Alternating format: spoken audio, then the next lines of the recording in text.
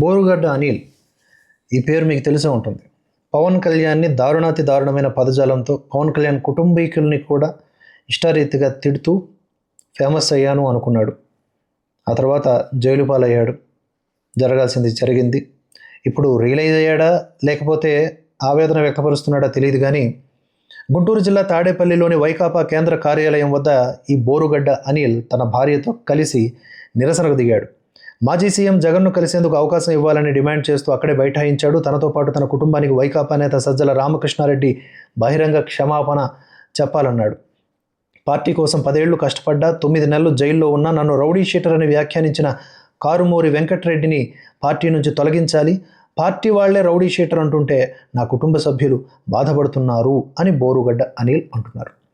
ఇక్కడ అర్థం చేసుకోవాల్సింది ఏంటంటే, పైనున్న నాయకుల్ని మెప్పించడానికి నోరుంది కదా, ఈశ్వరుడు ఇచ్చాడు కదా అని ఇష్టం వచ్చినట్లుగా వాగేస్తే ఆ తర్వాత వాళ్ళ తీరు బట్టి వదిలేస్తారు.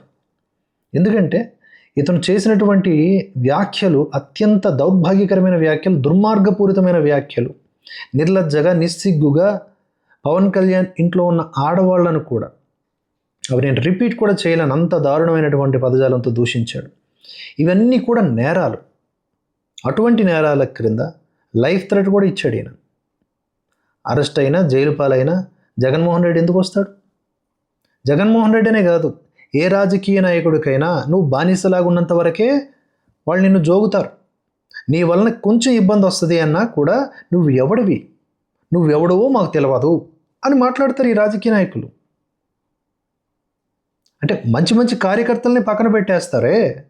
నువ్వు నేరపూరితమైనటువంటి కార్యకర్తవి, నువ్వు నమ్మిన బంట అయితే కావచ్చు కాక అందరినీ జగన్మోహన్ రెడ్డి అట్లా కలుపుకోరు. ఇప్పుడు అప్పలరాజు లేకపోతే ఇంకొంతమంది నాయకులు ఉన్నారు, రాజకీయ నాయకులు ఉన్నారు, వాళ్ళ స్థాయి వేరు.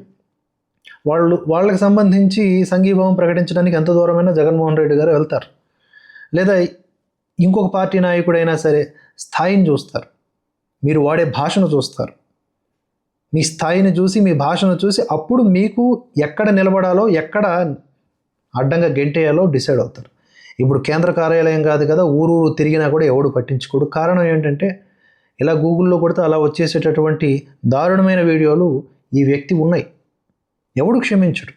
అలా ఓపెన్గా తిరిగినా పవన్ కళ్యాణ్ ఫ్యాన్స్ కూడా క్షమించరు. అలాంటి మాట్లాడాడు. కనుక ఇక్కడ ఉన్న ఆప్షన్ ఏంటంటే ఆ వైకాపానా ఇంకోటా కాదు, పవన్ కళ్యాణ్ ఫ్యాన్స్కి మనస్ఫూర్తిగా క్షమాపణలు కోరుకొని రియలైజ్ అయ్యి ఇంకేదో జీవితం గడపాలి తప్ప ఈ రాజకీయాలు పనికిమాలివి, వీటిని మనకు సూట్ అవ్వవు అనుకున్నప్పుడు వాటిని విస్మరించాలి. ఏదేమైనా సరే బోరుగడ్డ అనిల్ పరిస్థితి ఈరోజు రోడ్డున పడింది.